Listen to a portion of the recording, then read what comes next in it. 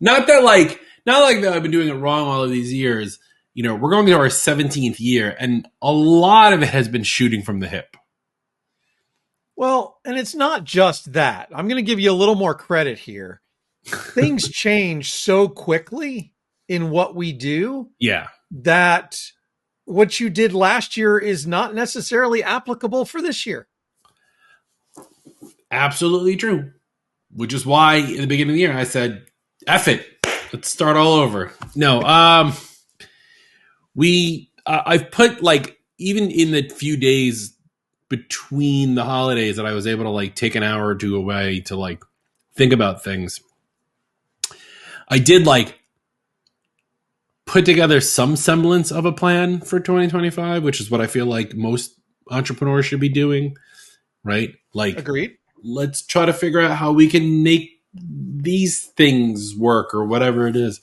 And I'm now, because we're not fully back yet. We don't full come back until Monday, which I've already told my staff, because for you all know, we record this on Fridays. This is January 3rd.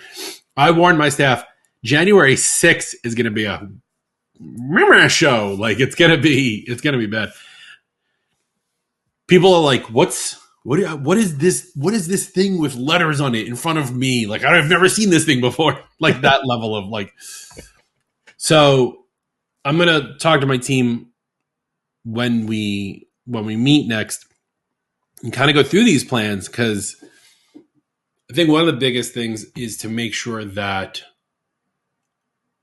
the team is on board with it, right? I don't want to just be like, okay, guys, this is what we're doing, and then all of them be like, yay. Well, let me ask you this, because I think this is important to kind of wrapping up 2024, starting 2025. How much time did you spend at the end of 2024 reflecting on what happened last year and creating a vision for this year? About 4.5 seconds. No, it's so easy to push your buttons. There's an app for that. Uh-huh.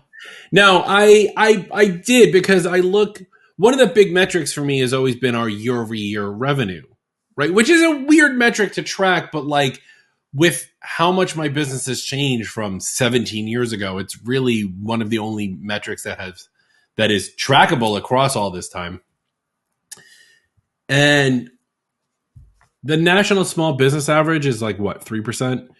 We did 11%, which most people would be like, that's amazing. And I was like, it's our third worst year in 17 years because I'm a pessimist. Well, and I don't know where it would actually land with most MSPs, but I would imagine that MSPs probably rank pretty high over the last several years because of the need has increased. Oh, for sure. And especially with the pandemic and everything that's come of that. Right. How people are working. I think that's the other reason why I worked so much over Christmas break. Michelle and I were talking about this, that everyone kind of got okay with being home for the holidays and working through them and not taking a break, because we were all stuck home anyway. And we had an excuse to not see our families. And now that we've I'll say come out of the pandemic, people were like, I liked that. I don't want to have to go to Toledo or wherever the hell your family is from. No offense to Toledo.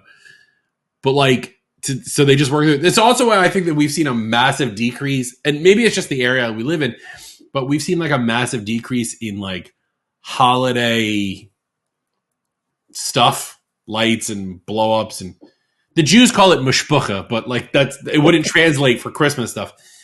So there's been a lot of less of that too. So the lack of all that, allowed me to work more, which didn't give me enough time to reflect.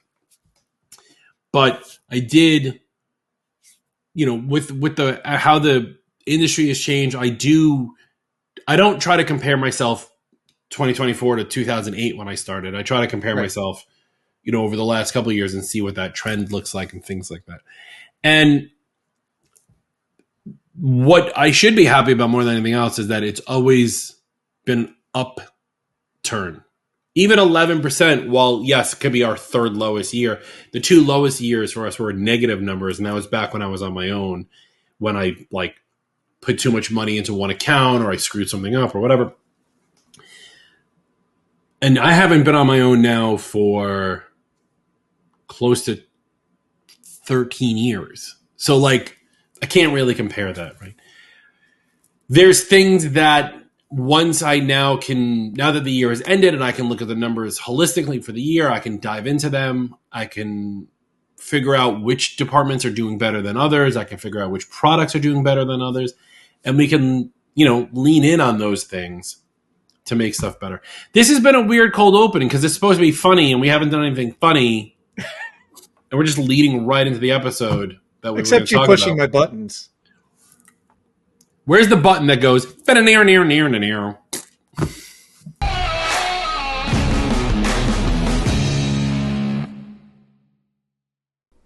Operating an MSP can be challenging, but Gozinta makes it easier. With expert consulting services, they guide MSPs through every step of their journey, from startup to exit. And their software is crafted to solve problems without creating new headaches. Visit atmsp.link/Gozinta to learn more and see how they can help your MSP thrive. Add DMARC management and monitoring to your MSP services with EasyDMARC. Protect your clients from phishing, spoofing, and impersonation while boosting their trust in your solutions. EasyDMARC makes email security simple, effective, and hassle-free. Visit atmsp.link/EasyDMARC to learn more and start offering DMARC as a service today. What's up, everybody? Welcome to the All Things MSP podcast. Happy New Year. I am your host, Justin Esgar. And with me for yet another year is my podcast producer, man with a plan, and the guy you hear the most from in the All Things MSP Facebook channel, Mr. Eric Anthony. What's up, buddy? We're coming out of the holidays. By the time this airs, we'll be it'll be February. We'll be a couple weeks into January at least. And, I think everybody has a really good outlook for 2025. So I'm encouraged with what's going to happen in the industry this year. I find New Year's to be such a weird thing. I listened to this comedian that now Pete Holmes. I was blanking his name for a second. Pete Holmes, where he's just like, I don't know why New Year's is January 1st. Every year is a new year compared to the year before. Like, I'll go around to people on August 3rd being like, Happy New Year. It's 1 year since August 3rd of last year. You know what? But it's a good optimistic view of things. It's a good optimistic view of things because you always can start fresh. Yes, and I think that's the point, right? And I think because, this is obviously what we're going to talk about today is we're going to talk about some goal setting and things like that for the beginning of the year. But that's an excellent point, is that every day of the year can be that new starting point. Yeah. Even if something happens and you start with good intentions now, but you don't get things set up, it's okay. You can start in February or March or April. 100%. It's the same thing with that diet. I'm going to sleep more. I'm going to read more. I'm going to invest more. If you don't do it today, do it tomorrow. Actually, the funniest thing I've ever seen about goals was like, set yourself a really hard goal. And when you've accomplished that goal every day, tell yourself it's been a good day and start your day over. So if your goal is to get up at 5 a.m. every day, wake up at 5 a.m. and then immediately say, hey, I did that, and go right back to sleep till tomorrow. I don't know if that's the intended purpose of that. However, it's a good point. I will say that that kind of comes down to the habit tracking portion of what I like to do. Everybody knows I have the daily cards, I think. Hold on. Yep. Makes for great radio when you obviously leave I'm not camera. Going to show you all the secrets on today's card. But these cards have, blocks of time, hourly, broken into quarters, and then lots of places for me to track everything. And what I do is on the back of them, I have a separate little grid where I can track the specific habits that I'm trying to work on right now. And funny enough, One of those is waking up at 5:30. However, I'm actually moving it to 4:30. Ugh, that sounds horrible. I know, but I'm waking up already by 5. So, and I need to get more done. So it's So fun. on the new All Things Try to Go to Bed podcast, Eric wakes up at crack ass of dawn. He does go to bed at 7. I do text Eric at like 7 p.m. and he's like, I'm in bed. Not quite, but close. Okay, Grandpa. You know I love you. Let's talk a little bit about some strategies and such for this coming year, which is like obviously the thing that everyone talks about right now, right? Like, what are my strategies? What are my goals for 2025? And so as we were talking about in the pre-show there for a little bit, I did take a little bit of time to reflect, and I did think about the things that we want to do. Actually, the things that I thought about most actually were ideals that I got from the rest of my team. So sometime in the beginning of December, during one of our staff calls, I said to my team, hey, what's something we should do internally to provide a better customer experience? Right? This wasn't like, what new product should we sell, or like, who do we need to hit up for more money or whatever. I said, what could we do? And I was like, off the cuff, come up with something. I don't care how big, how small, whatever.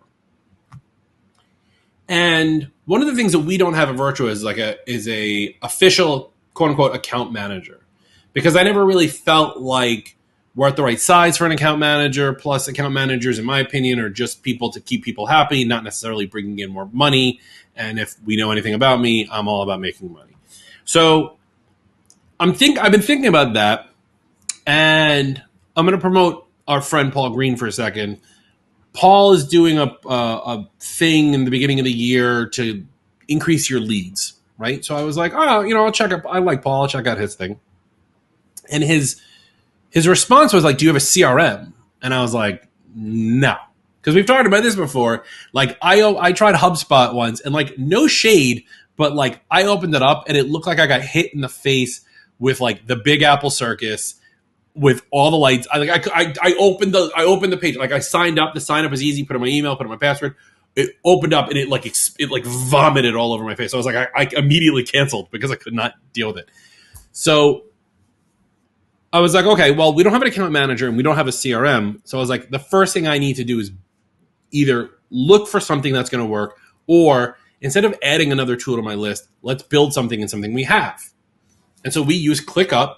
So the first thing we did was build a CRM, simple enough that I can use to track things and do whatever. And I have 2 members on my team, Fred and Justin, who are very good at ClickUp and are able to, like, I can come up with an idea for something I wanted to. I wanted to email me. I wanted to connect to Halo. I wanted to do this. I wanted to, tell me how Eric likes his toast in the morning, whatever.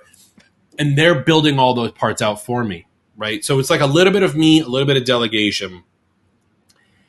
And I was like, that's our first big thing. That's our first piece, right? So then I was like, let me take this a step further. And I was like, everybody had really good ideas during this quick exercise of what can we do to better the customer experience. Some of them were simple. Make it easier to check people in, make it easier, put better notes in our tickets, things like that, whatever. So then I thought to myself, okay, we already do weekly goals. Every Monday we have a huddle. We say, what's our goal for the week? And on Friday, I say, Wednesday we say, where you at with it? Friday we say, how'd you do? But I was like, we got to go bigger. So ClickUp has these templates, and I was working with Justin and Fred again, and we pulled up a template, and we found they have a SMART goals template that you can just implement right into ClickUp. So I was like, perfect. Let's modify this for us. And I already told my team that, like, on our first team call, which will be next week, everybody come to me with your goal for the month. Not just your goal for the week, because I feel like goals for the weeks go by really fast, and sometimes they're not moving the needle enough. But I feel like a goal for the month that can be trackable, the T in SMART, is something that we can build. So we built that up. And like, these are the things that I was thinking about most throughout the last 2 to 3 weeks. What simple moves can we make to better our internal processes to fit under Virtua's new banner, which is growth without expansion? It's called raising prices.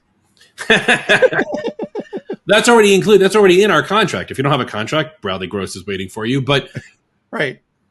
But it's not just that, right? It's how can we grow the business without expanding? And I don't need everyone coming to me and going like, we need more staff. We don't need more staff, or we need more tools. We don't necessarily need more tools, right? We may need to get rid of a couple tools and replace with a different tool, but that's not expanding our stack, right? How do we grow based on the things we have? And so trackable things like this. Here's another great example real quick. I have made the decision to, we say no to a lot of customers. A lot of people come to us and we say like you don't really fit our bill, or like we don't do that kind of project work or whatever. We really only try to get monthly recurring customers. Right. But to hit our finance goals for next year that I've already established, I have decided, and I cleared this with my team, we're going to take on some projects. Well, we don't have a project. We have ways of tracking where we're at with a project, but we don't have a project tracker.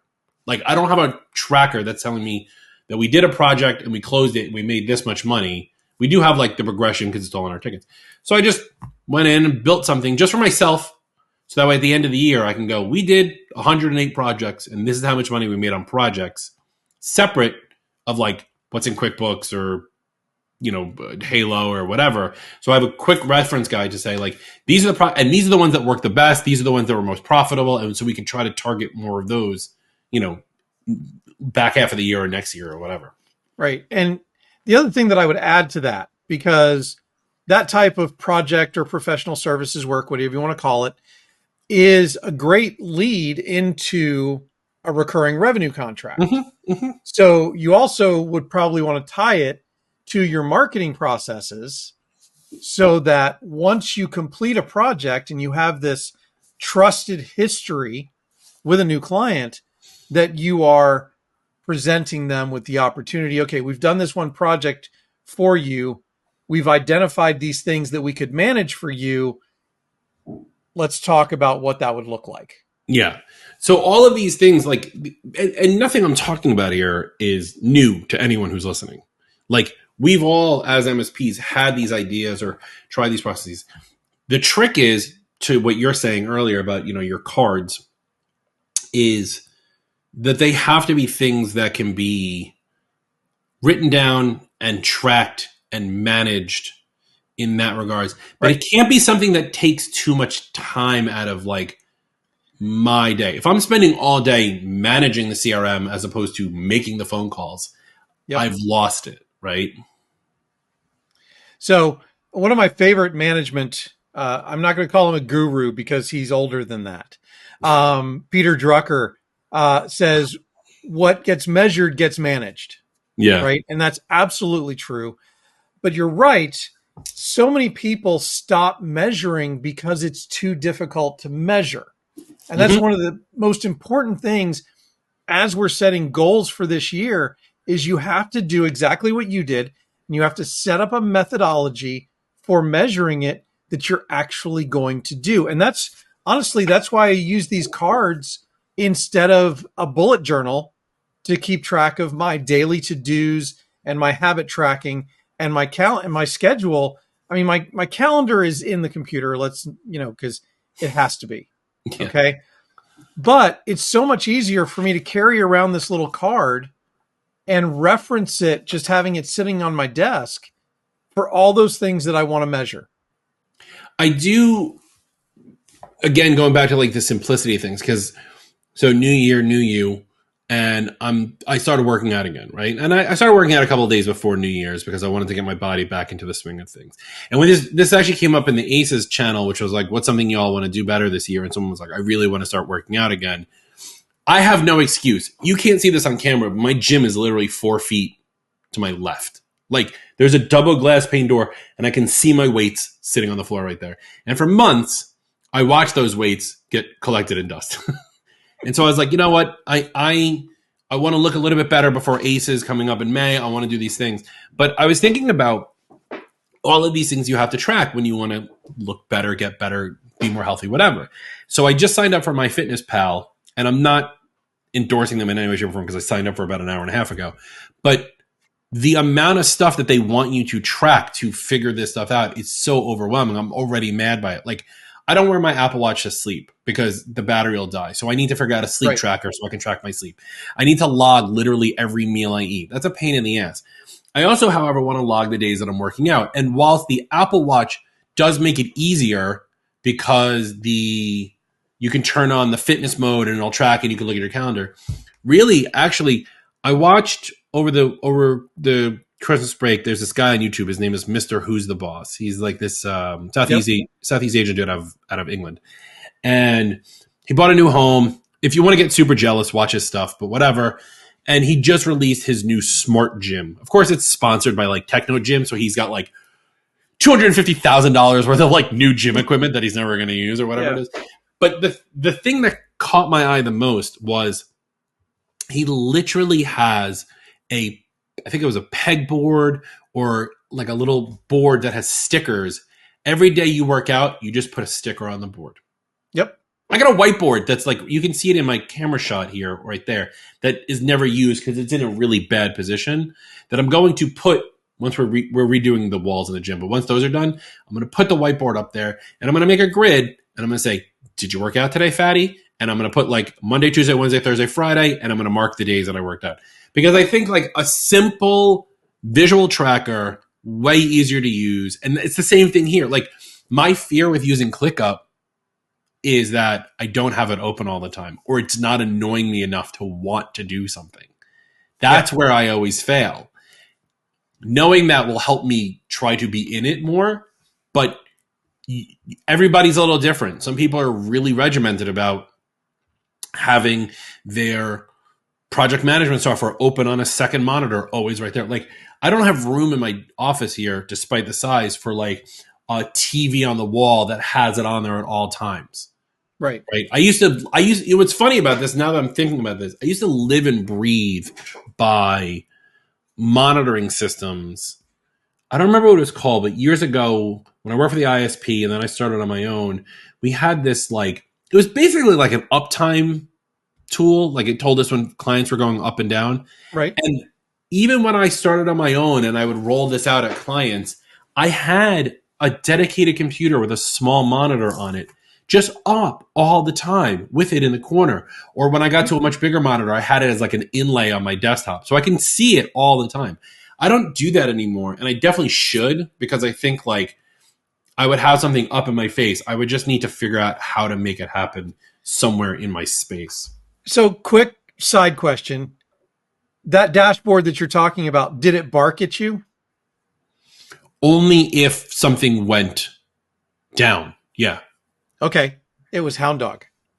No. Oh, do you mean like did it physically bark? Or I thought you meant like no, I meant actually metaphorically bark. No, No. No, it didn't actually bark. No, it didn't bark. It was some simplistic like red green bulb. It was super ghetto. I forget it doesn't matter. I'll find, if you really care about it, I'll find it, put it in the show notes when I find it. It's in some archive file somewhere on a computer that's probably on a shelf over there. But my point being that like it's weird how like over time I was like, oh, I've superseded this, but in reality my body is like, no, you haven't, dummy. Like tone it back to what works, which always comes back down to like trusted systems, but that's another podcast. So setting goals is really important, but I feel like, and we all know that SMART is the right way to do things, but that trackable part, I think more people like, you need it in your face. Like your card, you said sits on your desk all the time. Yep. Right? It's or in right my pocket. there. Well, because you take it with you. Right. Yeah. It's there. You need something there. And I feel like we live in a generation now where out of sight, out of mind. Which is why we're so bombarded by notifications on our smart devices. Yeah. And I think that's always been a problem. But I think that's why analog is, in some cases, in a lot of cases for this, a better solution than digital. Everyone's entitled to their own opinions, no matter how wrong they counts are. More. No matter, you just went to the opposite way. Yeah, I mean, don't get me wrong. I have my. You call it a bullet journal. I call it a journal. This little, buy these by the dozen. Mm-hmm. But like, I have notes that, like, I remember we were building out this project that we were doing before New Year's, and like I just laid out all the things I needed to do in there, and I went to my team and I was like, "This is dumb. Why am I writing it in a notebook? There's got to be a better way." And so one of my team members put it in ClickUp, and I was like, "That's great. I'll never see that again." Like it didn't. Yeah. So I don't know if it's an analog versus digital thing so much as is it something. And I go through like trusted systems way too often. Agreed.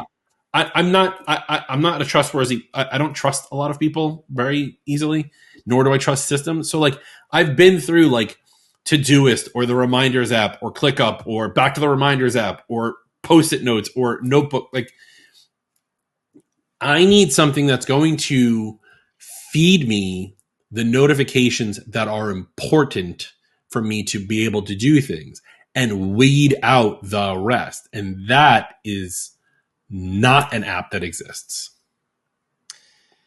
No. However, I think that it's probably going to come about as soon as we let AI read our email. That is not the topic of this episode, and I was really hoping we were going to go without talking about that.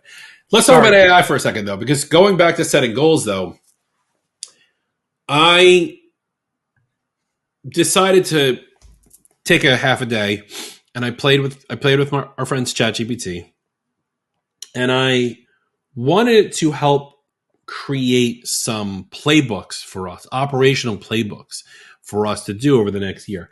Now, the end result to these playbooks, I'm gonna skip to the last page here.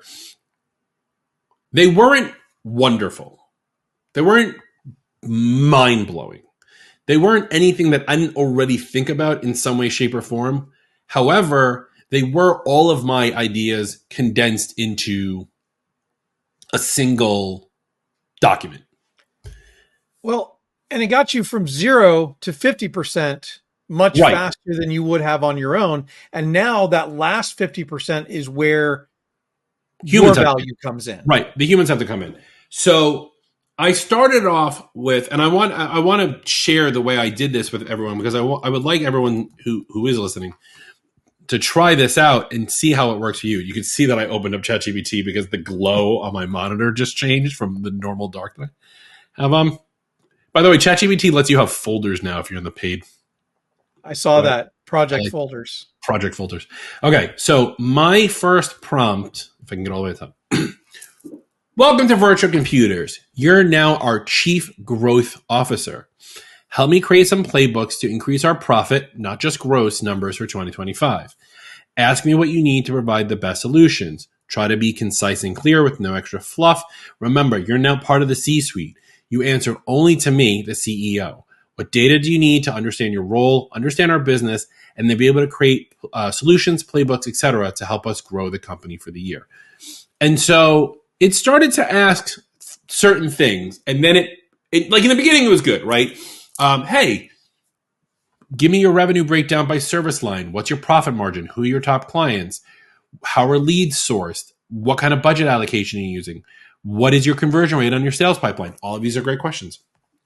What are your fixed costs, variable costs, efficiency matrix, customer retention rates, competitive landscape, target audience, existing growth strategies, partnerships, new services, profit target, key metrics, and cultural fit?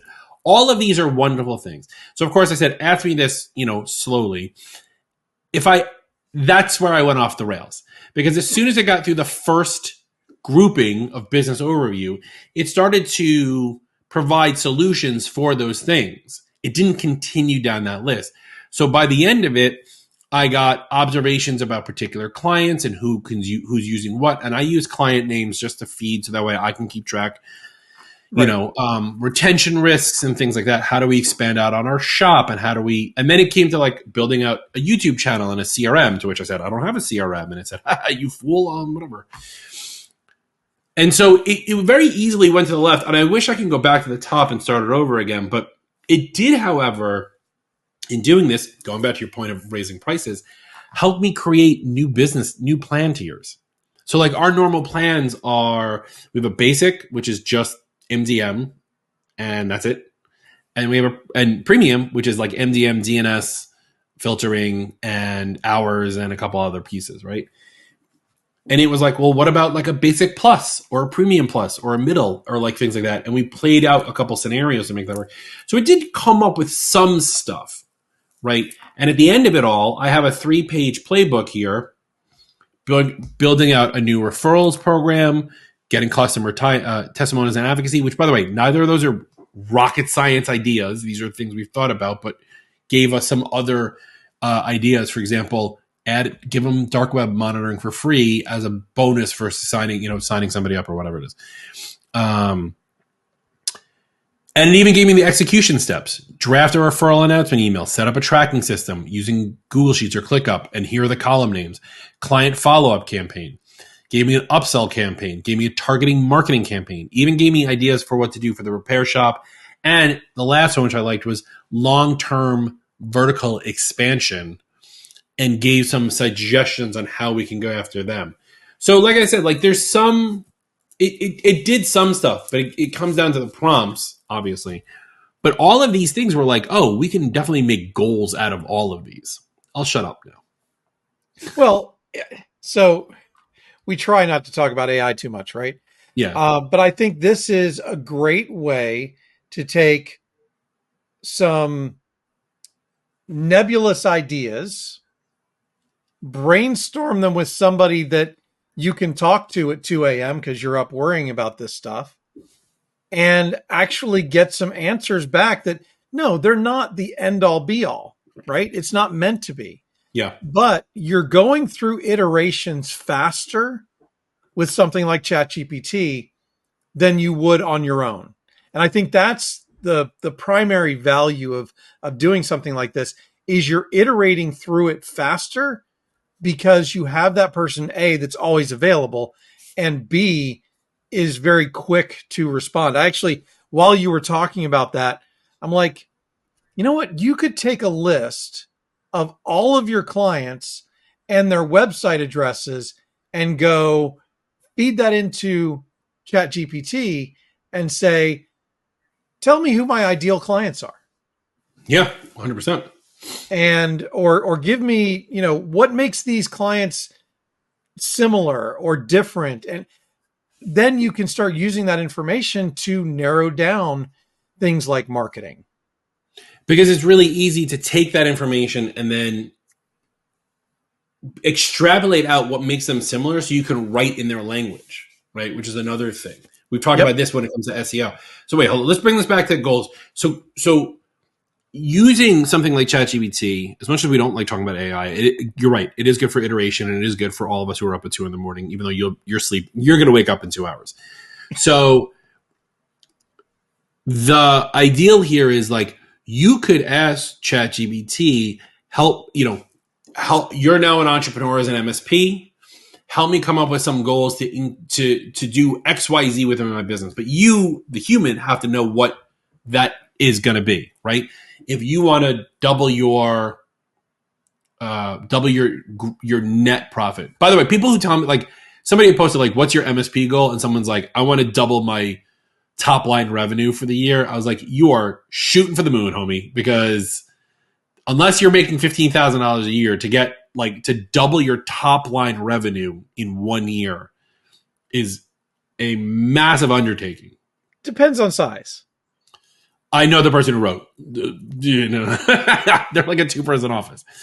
The ideal, though, here is you could use something like ChatGPT to help figure out how do you track those goals, right? Because as entrepreneurs, if you look at it from the entrepreneurial operating system, right, we're the visionaries. There's so much that we're supposed to pass down to the next person down, which is the integrator. You may not have an integrator. You're trying to play both roles. It's hard to do. So you can use ChatGPT to be your integrator and say, this is what my plan is. I want to increase our MRR by 25%. I want to lower our costs by 15%. I want to be able to, market, and I want to be able to get 60 new leads in a month. Whatever your goals are. Feed that. If you give the right prompts to ChatGPT, you can get it to at least help you figure out what some of those measurable pieces are of that SMART goal, right? what should you be tracking? How should you be tracking it? And it even gives you like I said, if you want to make it easy, you can say like, I'm writing it in a Google sheet. It'll give you the columns to use, right? It's super easy to be able to like bounce off of that, to be able to set those business goals and set yourself up for success for the following year. Yep. Totally agree. Cool. So that's been a good show. No, I think we've covered some really important topics, right? And, you don't have to follow the SMART framework. Obviously, I'm a big proponent of it. I just this morning learned about a new one called NICE. So if SMART freaks you out, you might try NICE. I don't remember what the acronym stands for, but it seems legit to me. And one of the things that you mentioned, but we didn't really talk about, was when it comes to this reflection and vision for next year, if you have employees, which I think most of you probably do, involve them in that reflection and vision, because their viewpoint is going to be different from yours. And, Justin, from what I'm hearing you say, you did that and you're doing that as part of this process. And so I really when you're setting goals, I think about it this way. You've got to have the vision. You got to know where you want to end up at the end of this year, right? But you also need to know where you're starting from. So if you're not measuring things now, you better start, because you need to know where you're starting from. If you have your start point, your end point, now you just fill in the middle with the things that you have to do to get from A to B.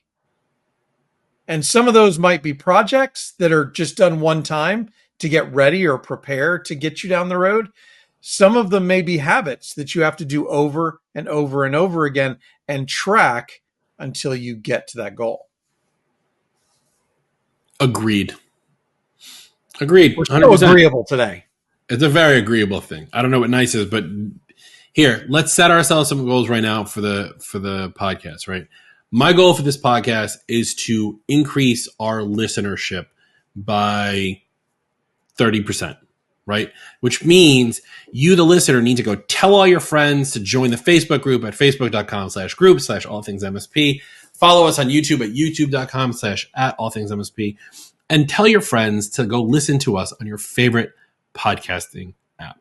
See? There's a really nice way to buckle that up with a bow. Nicely done. Nice little bow for the people at home. Your late Christmas gift is my sass and wit. All right, Eric, anything else before we sign off for today? No, I think that's it. However, I will say that if Facebook is not your thing, you can follow our LinkedIn company page. It's aptly named All Things MSP. So if you don't do Facebook, you can follow us over there.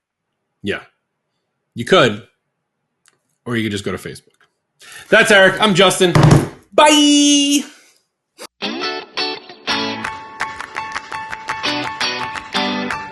Thank you for listening or watching the All Things MSP podcast. If you liked this episode, go ahead and give us a thumbs up, hit that like button, and consider subscribing to catch all our weekly episodes. And from your host extraordinaire, Justin Esgar, and myself, Eric Anthony, your humble producer and All Things MSP founder, thank you very much for spending your time with us. If you are not aware, All Things MSP started as a Facebook group and now supports over 6,000 members. We also have a LinkedIn page for those of you who don't do Facebook, and make sure to check out our YouTube channel for even more content. A special thank you to our elite sponsor, CoreView, helping you manage your Microsoft 365 tenants instead of them managing you.